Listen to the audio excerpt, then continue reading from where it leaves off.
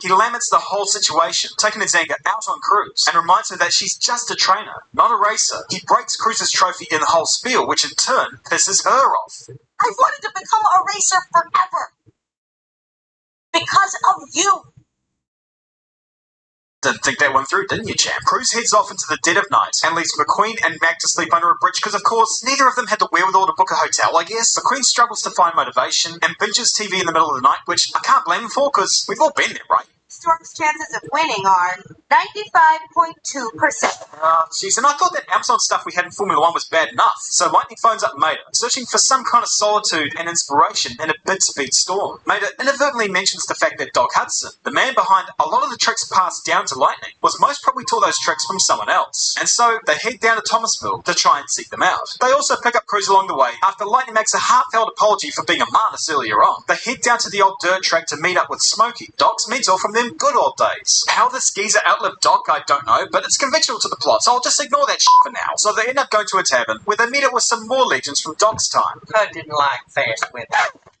Nor did Walter Rule. They tell stories of how Doc beat them young whippersnappers from back in his time, including this one trick shot where he flipped over someone who was ramming him into the wall. Lightning is taken aback by these amazing stories, and also kind of sad that he never saw him so happy. Smokey shows off his collection of news clippings and other things that Doc had sent him over Lightning's career, telling him that managing his career was the best thing that ever happened to Doc. This inspires Lightning to train like hell, to find out what it is within him that Doc saw, that he himself didn't. They try various things to help get the best out of McQueen, acknowledging that the bloke has kind of become 100 million years too old at this point. This includes swerving through hay bales and anchors and other junk that Guido could find, watching replays of Doc's old racing techniques, which included drafting, trying to negotiate a feel for tractors, and running through the woods with no lights on in the middle of the night, because, you know, simulators are overrated. Although the main task set before McQueen was a sort of handicap race, where he's been given 3 laps to catch Cruz, who is doubling as Caxton Storm. After many tries and daylight burned, McQueen finally catches and passes Cruz.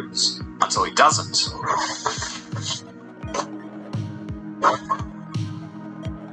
Jeez, way to kill the mood there, Sunshine. So Lightning and the gang head down to Florida for the opening race of the season. Those corporate boxes look amazing. I wonder who's in them. Starting off the back, things look pretty crappy for him, with no real chance of a victory. But remember, if he doesn't win this thing, his career is going bye-bye. And this being a Disney film, well, he's gotta win it, right? The green flag drops and McQueen begins moving up through the pack. Everything's going decently before Sterling instructs Cruz to return to the Rusty's Racing Centre to train up one of them young prepped on rookies for next weekend's race, and remind her that she is a trainer, not a racer. Oh boy, I got a feeling that Sterling's true colours have just been revealed. After a wreck that brings out the caution, McQueen demands that Cruz return to the pit because he's hanging up his light. Oh shit, there's a new event.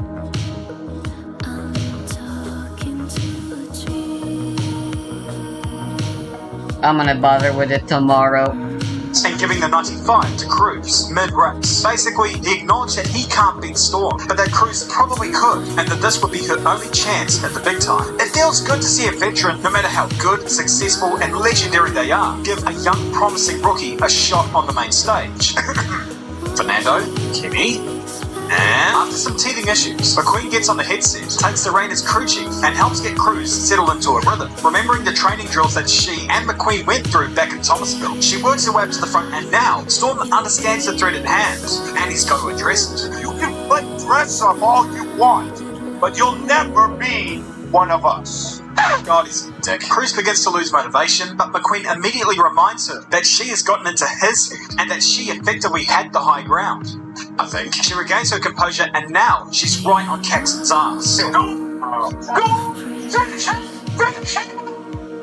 Drafting in the same manner that Doc did back in the day. Something again that she learned by watching those old tapes. The last lap of the race and the battle is on. She makes a move to the outside, but Storm is having none of it. Going toward the line, it seems for all money that Storm will take the victory, until Cruz remembers another one of Doc's old tricks.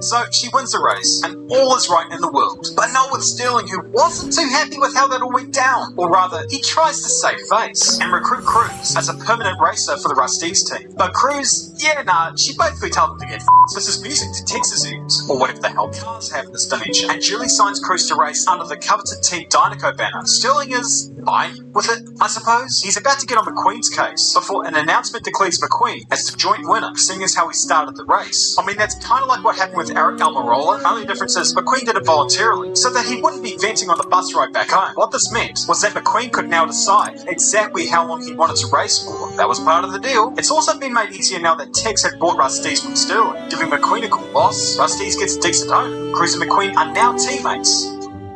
And they all lived happily ever after. No, actually, how do we sum up this film? Well, in about as basic a sense as is humanly possible, what made the first film great was that it was the journey of a young racer who thought that winning was everything before realising that it wasn't. Cars 2 was more about the importance of friendship, but was drowned out by some really average storytelling that kind of drowned in the randomness of it all. And then we have this film, telling the story of a veteran who understands the importance of racing not just to himself, but to others, about what is possible when one's back is against the wall, how everyone with the potential deserves that chance, about how Jackson Storm's What the heck were those rewards I just got? Because the track is always lit.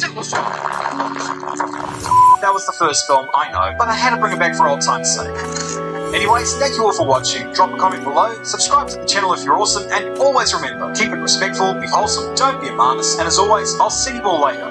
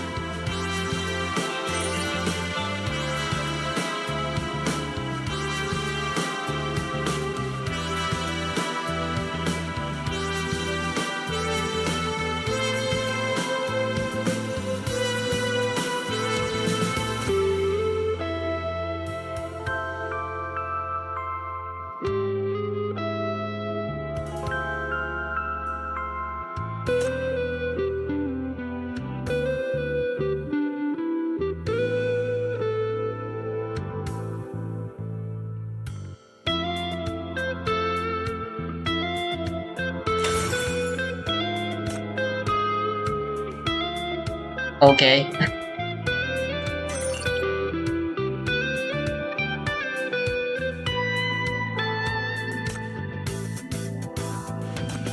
That was kinda cute, I guess. Cuckaleek screen time.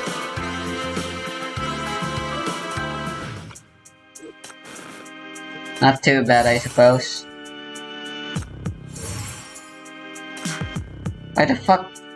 I watched one Cars movie and that won't stop getting recommended to me. It is still a film. And I mean, I guess I am at fault here because I'm watching too. Watching that film and loving the sport. The story behind it was okay, I guess, but it didn't interfere with the racing aspect of the film, which, while exaggerated, was still an awesome spectacle to watch. Are you here to and see something that we Michi? all kind of go back to, Feel even free when to you're take in the the time to 20s, look at the living in new a studio supplies, apartment. Sounds. So, as is so often the case, the success of the film bred a sequel. 2 actually. And while the third one was actually not too bad, the second one would turn out to be the run to deliver. And that's me being kind to you. The film was released 6 years after the first one, and I was a little bit keen to see where it would go, but instead of a fitting sequel, what we ended up getting was such a discordant mess Oh, that Golan and Garapan. designed by Matthew Bonotto's actual anus. But it had been a while since I watched this, so I decided to go back and view it, and see if it was still just as crap as I remember it to be. So come along everyone. They're pretty bad sinners, all things considered, but I mean, That cast too. So I guess that's why they're there. Secret agent, Are you here to see Michi? who was Feel free seeking to to take the infiltrate time to Doyle look at the new Phillips, supplies, and a too. mad scientist Zunda, and Professor Zunda. Ill imaginative, folks. He's there to scope out the universe. activities cooked up, and obviously to follow their plans for world domination and such. And was also there to rescue a fellow agent, but surprise, surprise, what the f***? Was then chased off the rig, fakes his death, and wait, what's going on? Like, I understand introducing new characters fuck is this? is a good thing for the movie, but what is even going on? The next scene sees Major and the Queen catching up after missing half a shower on his fourth piston cup. He's also still playing hide and lipstick with Sally and has relocated himself full-time to Radiator Springs, where he has also set up his new racing headquarters. Meanwhile, on the other side of the world, Sir Miles Axelrod, a gas-guzzling turned sunray eating electric car, creates a new field called All in All and organises a World Grand Prix to promote it. He invites all of the world's best race cars to partake in something akin to the Race of Champions if it actually had the World Champions in it. I'm looking at you, Sir Lewis. So Queen initially doesn't want to take part, content with spending the off-season with his lass and taking a break from it all. That wasn't until he hears Francesco Brunelli talking smack on TV. Caveman DNA starts rising up, and so McQueen eventually agrees to go over there and prove that a stock car is somehow faster than a Formula car on a road course. Yeah, I like that logic. And so McQueen drags along Mater and the other douchebags to the first round in Japan. Not gonna lie, these things actually look awesome. GG Pixar. So they get to the inaugural gala to open the event, where all the world's press are there, as well as the races for that series. I mean, duh. And this is where we discover that there is actually still a decent array of real-world motorsports people in the movie. For most people, this scene features Lewis Hamilton and Jeff Gordon talking to McQueen. But depending upon what part of the world you're from, Gordon is replaced with either Mark Winterbottom, Fernando Alonso, Vitaly Petrov, Jan Nielsen, Memo Rojas, or Sebastian Vettel. Not gonna lie, that is an impressive lineup, but the praise doesn't last too long. McQueen and Mater finally meet up with Francesco, who drones on and on about how good he is, and about how he's the best in the world, and that nobody could surmount him. Jesus Christ, I'm getting mega Fernando vibes out of this guy. Meanwhile, that secret agent Million turns up and starts scoping the joint, where he's joined by Holly Shiftwell. Great name, guys, just... They're both on some secret mission here, where those lemons from earlier plan to use the EMP emitter at some point. And of course, it's their job to save the world from an AMC gremlin, because this was the best script they could write. But after Mater pisses on the main stage, everything, as you might imagine, gets thrown into jeopardy. Mater goes and gets himself cleaned up, while at the same time, an American spy is waiting for one of those other spies to meet him. Luckily for him, however, the lemons beat the shit, only for Mater to drop in out of nowhere and save his ass. That American spy puts the tracking device on Mater, putting the fate of the world in his hands, because in movies like this, you always have to give the responsibility to someone whose territory and IQ does not extend outside of a Bud Light, right? Extreme. You know, I'll leave it with you guys. This pretty much is exactly how both outside of the United States view you guys. Come on, guys, I'm breaking some stereotype. But by pure dumb luck, Shiftwell is under the impression that Mater is the American spy that they're looking for, despite the glaring so obvious signs that this was a terrible mistake. The American spy is taken to a warehouse where he undergoes what pretty much every Mazepin hater endures. Although instead of chopping off fingers, they give him some Olinol, which seems like a nice gesture for this type of occasion, but it is there where Zunda explains that while the stuff is decent, when hit with an EMP, it cooks them. Not in a good way though. Although this wasn't before they found out that Mater was the one who was now carrying the all-important info, or whatever the hell is going on, and so now Mater has a price on his bonus. Oh wait, you gotta have one. Meanwhile, the first race of the World Grand Prix is about to start, and I mean, I guess this is what we wanted to see? Races from all across the globe, from all different types of disciplines, with the courses involving a mixture of different elements. To find out who is the best all-round racer out there, Francesco gets out to an early lead before losing it to McQueen on the dirt section. The race goes on while the laws of physics are being somewhat assaulted. We're kind of digging this, and for a while, this is actually enjoyable. But surprise, surprise, that EMP emitter comes into the equation. Taking out 3 competitors and makes everyone go, what? When them lemons catch on to the fact that Mater is in the pits, they all make a beeline for it. When the secret agents try and save Mater, he inadvertently blathers into McQueen's radio, which ends up costing him the race. This pisses him off, telling him that he doesn't need him. So Mater is on his way back to Radiator Springs, but seeing as how we're only 43 minutes into the movie, and we've got the spy to resolve, what do you think happens? Yeah, more boom, boom, boom, more blah, blah, blah, with Mater now dragged into this whole thing proper. And through blind luck, they end up in Paris, where they meet Finn's informant, Tombe. I wish this was an homage to Patrick Tombe. I really, really do. It's not. Anyway, Tomei tells them that he's been shipping a whole heap of parts to the mastermind behind the EMP emitter, and that the most recent shipments had been dispatched to Italy, which by sheer coincidence was where the next race of the World Grand Prix was situated. Francesco is the hot favourite heading into the race given his form from the first race, and, well, Italiano. The race gets underway amid an awe-inspiring backdrop, Francesco taking the early lead before we go back to the spy subplot again. So Amada has been sent to infiltrate the meeting in the skies. Although the mastermind behind all of this is not present, and the EMP emitter takes out yet more cars during the race, causing a multi-car wreck. Meanwhile, up the front, McQueen beats Francesco to the line to tie things up in the standings, heading into the final race in London. However, with yet more cars blowing up during the race, this suggests that all in all, ain't all that it's cracked up to be. Axelrod lifts the requirement to use all in all, but McQueen sticks to his guns and declares that he will continue using it going forward. The Lemons, meanwhile, catch wind of this and come to the conclusion that Lightning McQueen must die.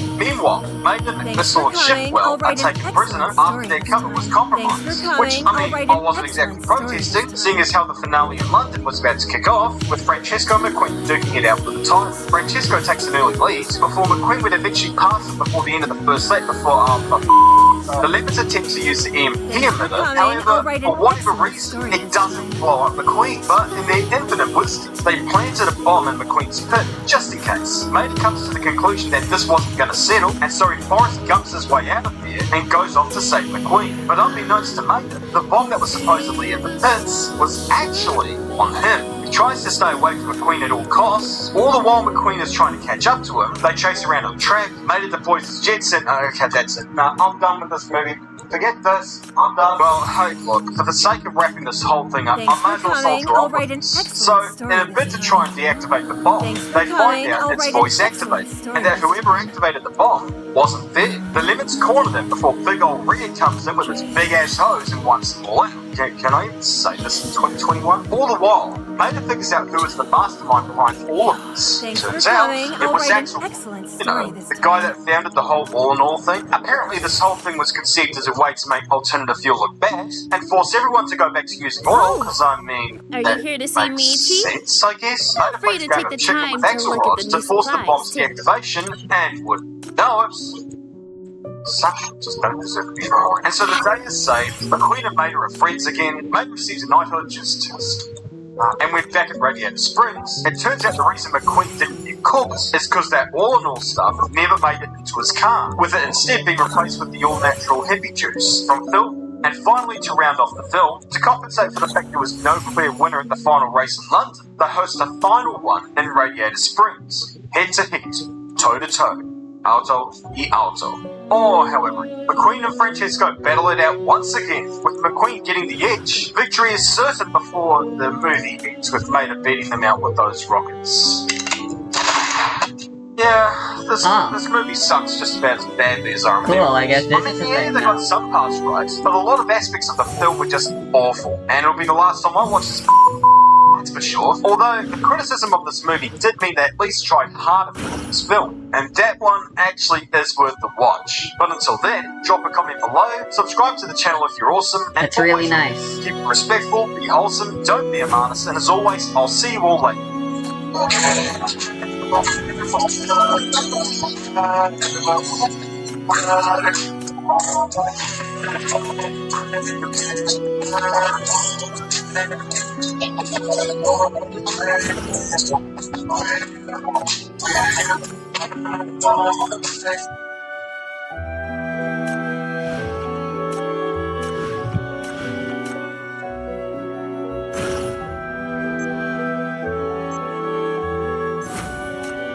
I think it's about time Antfer got benched.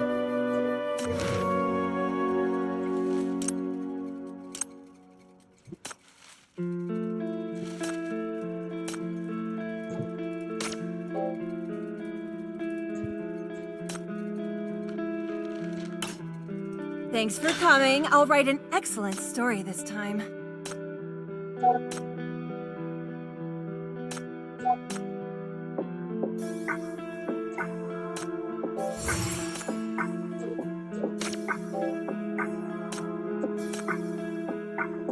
Oh, right. Fuck. Oh well.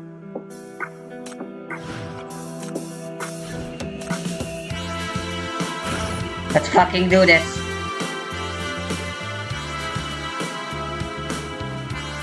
Drawing 2 cards in Yu-Gi-Oh! Is one of the best effects a card can have. That's Who why put a a lot of glass the best and draw 2 roses on cards my have grave? very heavy downsides and restrictions to them. They're balanced out. And in this list, we'll go over cards with the absolute worst downside restrictions in order for these 2 cards. At number 10, we have Churro Rag. This card has the effect that while this card is face up on the field, and your opponent draws cards outside of the draw phase, you can send this face-up card to the graveyard and play 2 cards. Now, actually being able to use this effect is not what's bad about this card. It's actually pretty common for players to draw cards outside of the face, and this effect would actually be good if it didn't need to be on the field, and instead if it was a hand trap or something. So, in order to use this effect, most likely have to normal summon it to fix up attack position. 1200 attack. Thank you for tuning in. Be able to do anything else. Just have one different card out that would allow you to gain some advantage with your cards. Now, there are some swarm cards that make your archetype not very good, like Nature John, for example, where each time your opponent shuffles summons a monster, you get to shuffle summon a couple of your monster. Quiet. So if you have Angile, your opponent starts setting up the board, they're going to shuffle summon all monsters. So you'll be able to pull out a Rag. Yeah. Plus, Ragweed, plant type. So long as the plant support that allow you to shuffle summon them easily in the graveyard. It's just, you wouldn't want to waste those cards on Ragweed. It's much better plant type monsters to use them on. And Angile himself is very good. It's really swarm option it's have. You just easily played around with Destroy because it has like even then, Ragweed is absolutely the best card of this list, and that's why it's at number 8. At number 9, we have Electric Snake. This card has the effect where if it's discarded from your hand by the effect of a card held by your opponent, then you can draw 2 cards. Now, back in early Yu-Gi-Oh! When everyone was playing Yu-Gi-Oh! This card actually wasn't a half bad count to have in your hand. And after that, the way to use this card to draw would be in Dark World, since they have cards like I wrecked that, boss. Summon itself to your opponent's side of the field, and then allows you to discard a card. And we got 240! Discarded by an opponent's card effect. Not to say Dark World players use Electric Snake, since they do have a Dark World card called Pro. Wait, what? Same effects if discarded by the effect. You get all the rewards anyway if you just play on Electric Snake in order to allow you cards. Well, actually, this thing is still locked. It's like Thunder type. You could be Chaos Thunder. And no, these 2 are still locked as well. Oh, that would be comfortable. But it could. Alright, so never mind. These are purely for the salty people who can't try hard enough. It's not absolutely useless, it's not very good. That's why it's only at 9. And at number 8, we have Pride. Now, this card has an effect that when a level 2 or lower monster you control destroys an opponent's monster by battle and sends it to the graveyard. And now let's stop there. This was all you were to draw 2 cards. This card would be really good. Continues to add on another condition, where you also need to have no cards in your hand, and then, if you meet these conditions, you get to draw 2 cards. So, unless you're able to use those 2 cards you just drew during the battle phase immediately, you can only use the effect for a turn, basically. So the thing about this card, level 2 or lower monsters are really weak, and almost exclusively use this combo extenders. So in order to pull this card off, you'll need a deck specifically designed around some kind of beatdown strategy with a level 2 monster, which there are a few. The Calculator is probably one of the strongest level 2 monsters you can use with this card, but that card requires a lot of setup, having high-level monsters on your side of the field. Then, you still have to find a way to empty your hand. Then there's Amulet of Ambition, an equip card which can be equipped to something like Digitron, to allow it to beat over any monster that has a level, or Amulet of Ambition equipped to a Paleozoic card. And in that case, it would also work against any monster with levels, just, excluding Exceeds and Link monsters. So, not very efficient. And you can also equip any level 2 or lower monster with this Moon Mirror Shield to allow them to over things. And outside of those 3 strategies, there aren't really other ways for level 2 or lower monsters to reliably destroy things by battle. And even with those 3 strategies, none of them are exactly fair. And none of them exactly empty their hands on demand either. Except for maybe the Feeling Stoic sector, which just makes Pride of the Week too difficult to use and not really worth the effort because of the whole an empty hand thing. And at number 7, we have Black Boost. This is a trap card which requires you to banish 2 face-up Blackwing monsters specifically. Are the adults here this useless? Now, as a Even general, I have to step when it in? comes to cards that allow you to cycle cards in order to draw more cards, you want them to be spell cards so that you can use What them the hell? on your turn and for the combo boards. So trap cards that allow you to draw cards Wow, aren't HP usually scaling. ever played, because having to set them and wait a turn is just a little bit too slow for what you're trying to accomplish with card call. Which is why Wait, cards she like summons? Power 3, which are perfectly good and have effects similar to cards in the limited list, don't see any kind of competitive play, because the trap component slows them down enough to balance them out. Now, on top of this card being a trap card, you also have to give up 2 monsters for it.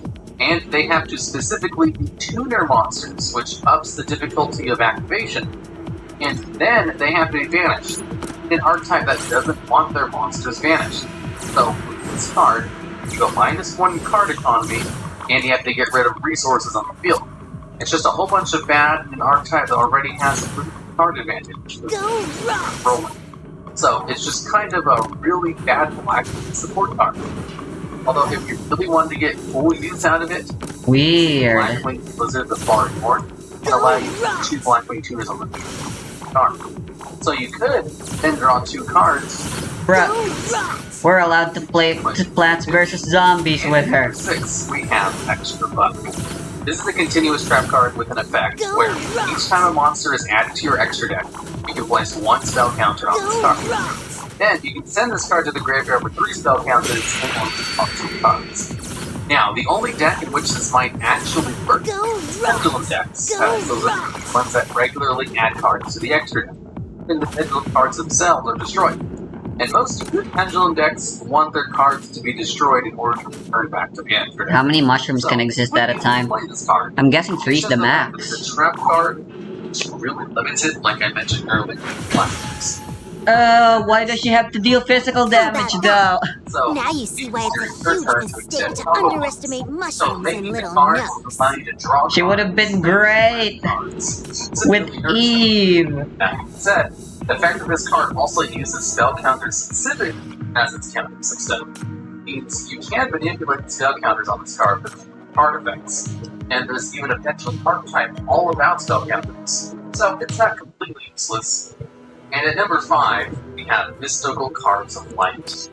This card basically has the effect where if you have 2 copies of this card face up on your side, you won't be able to use 2 of your other spell trap cards. Nice. And then during your draw phase, you're allowed to draw 2 cards instead of 1 as you draw. Do you still Now, want me to being go able to draw like 2 this? cards for 1 is a good effect. Please. The thing that limits this card, though, is Ooh, that it true takes damage. 4 of your spell trap cards out. A second Coca Leak has joined the team. Have these 2 copies on the Has field, joined the cast. Draw things. These cards themselves don't have any kind of protection on them, and getting 2 specific spell cards out on the field that aren't exactly easy to search out is pretty difficult. It's not impossible though, as cards like Watch Cat and Watchdog, which can help you search them out, but it's definitely not a complete thing like searching out a monster type, for example. One of the strongest effects in the game is to search out any spell card from the deck, which is why cards like Left Arm Offering have such drastic costs. How long does Simple Manti effect last? of just searching out a spell card from the deck. So its requirement. Bruh, she's pretty cool. Having 2 spell cards stay faceable on the board. It's difficult. Restricting yourself to 1 spell trap card zone is the convenience, and the effect is not really worth all of it. Whoa. As it only takes place like this turn. Drawing 1 extra card the first time this effect actually comes through. So you have to continuously protect these 2 cards on the field in order to gain the benefit of drawing extra cards with it over the course of the duel. and most duels end pretty quickly, so it's just not a very good card. Especially in stall decks. Hell yeah. Spawns and spell trap cards can't afford to have 4 of those ones. And at number 4, we have Guard Treasure. This card has the exact same effect as the cards of light, just maybe different cost. In order to activate this card, you must discard 5 cards, but then you at least get to 20 cards afterwards. And then while this card is face up on the draw 2 cards each turn instead of 1 for your draw phase. So upon emptying this card, the -3, which is the same card advantage gained by you. It's a bad card on Enjoy the the release. difference being is that the 5 cards are discarded instead of being returned to the deck, which is much better and allows you to set up discard effects. So, there is ways to gain advantage off of discarding 5 cards, it's just there is better cards to use than Guarded Treasure for that. As usually, Perfect requires you to discard 5 cards. There's So a many chance it's just a broken card that was legs probably and made on arms. purpose. Mm, Except this That's one card seems big like mushy mess. since you do get to draw 2 cards immediately, and if it survives until your next turn, you will slowly use that -3 on this card. Have you gotten some Where rest after today? this card has been Cramming offered too much 3 work? draw phases, will turn into basically an upstart Of course, I was gonna pull for her regardless. Of course, this has the same problem as the silver card from Titan, and that this card has to stay up for all of its turns and not be destroyed, and it has no built-in protection. Anyone running a halfway competent deck, Hopefully we get Shackle 5 Shroom. sub-spell card. So, Technically, we only need Shackle 4. this card after 4 turns. Nope. But the activation cost is too steep for that really worth trying. It's kind of so bad. And at number 3, we have Genex Ally Solid. There's This one. card has the effect where you can send 1 face-up water Genex monster to the graveyard in order to draw 2 cards. The card itself is a machine duplication target, so there is a way to swarm the build 2 other copies of this card, but by default, Only there are one. only 2 targets Yikes. for this card. Ah. One of them is Genex Undone. It's normally one non-Genex decks, and the other is the Genex Synchro monster. Definitely not one to send to the graveyard to draw 2 cards. Now, there are other Genex cards which allow you to change the attribute of this card. Ayo. So, the best way to make use of Ally Solid is to use one of those cards to Soft pity. easily special summon Genex monster. But the problem with that is that the entire Genex archetype is You're pretty untenable, lucky to have and some of the best Genex decks There you go, we got enough. changing the attributes on their bosses. That's for The Shruma. ones that run Genex Undyne, But wow, Genex LL is and instead being very water-based stingy. decks that begrudgingly grant copies of Genex Controller in order to use the good fill effect. There she is. Now, if Genex Ally Solid allowed you to send a dark Genex monster to the graveyard, Never mind, it's not that LL. requires a water monster. Holy shit, she's playing hard to get. And at number 2, we have Gold Moon.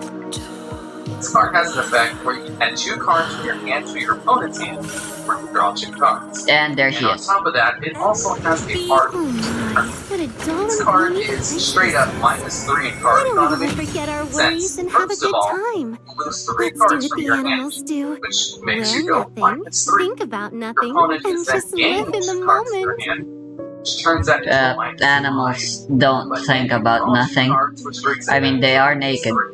This card can Mostly. be I'm player macchiato. to- that is worth it to draw, but really don't want to give up that much card economy.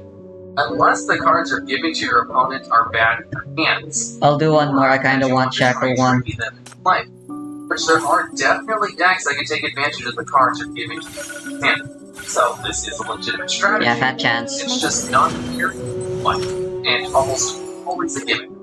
Which makes this card bad as a draw 2 card, but great as a gimmick card. And at number 1, have a quick play spell card which can only be activated Oh, Langley. draws. In which case, you then get to draw 2 cards. Now, this card would fall into an incredibly specific counter card category, which almost never is play, as even the more meta counter cards have way this thing, and can be used in much more situations than destroying a single monster that your opponent controls. or in fact to only draw 2 cards. Now, there are ways to force the activation of this card. You can simply your opponent a super monster and then attack over it to draw 2 cards, which could Never mind, I got exactly enough Shruma. card or something. But even then, you have to rely on drawing to that extra swap card or whatever card you want to use to give the super monster. It just keeps adding extra layers of difficulty to this card's activation, which means this card will be more of a hit card in your hand that you can't use, and would take a spot in your hand that you can use by an good card. So this card makes another one of the worst lists for not even being that good at the deck that it's specifically designed to use it. And honestly, it's not a very good card to use. Even if you're going against the deck, this card was specifically designed as a counter. Alright, and that's it for the list on the first draw 2 cards. If you think I missed any other cards that should make this Carousel lock screen? Yo, you can have Path to Nowhere as your lock screen? That's pretty whack. Too bad I'm playing on an emulator.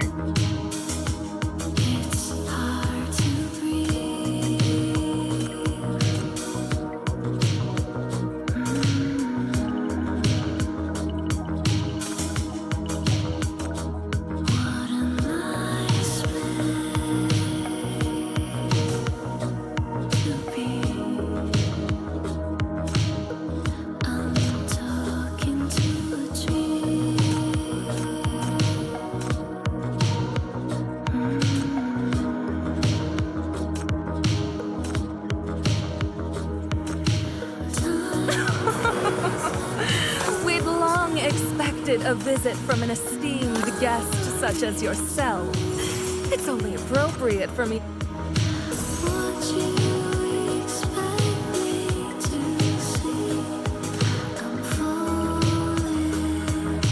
Here on Alicia Land, whatever you want to do can be satisfied.